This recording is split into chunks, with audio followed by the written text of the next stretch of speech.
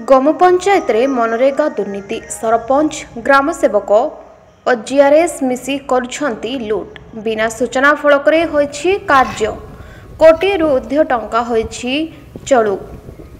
जाजपुर जिला बरी ब्लॉक अंतर्गत गम पंचायत रे होइछि मनरेगा महादुर्नीति। एही दुर्नीति रे कोटी टंकार ऊर्ध्व घटला होइछि बोली अभियोग होइछि। एनै पूर्वतन सरपंच हेमंत नायक संतोष नायक अभियोग करछंती। एनै ग्राम रे आलोचना हेबा परे गत 31 तारिख रे जेसीबी जगे किछि कार्य आरंभ करथिले। एही कार्य रे जेसीबी लागिबार नियम नथिला बेले जेसीबी लागिला किपरि बोली साधारण रे आलोचना होउछि।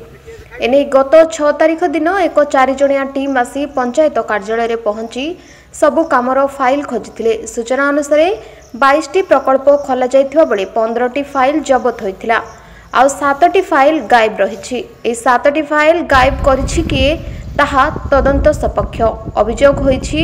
तदंत मध्य करागला हेले किभଳି कार्यानुष्ठान निया जाइछि ताहा देखिबाकू बाकी रहिछि।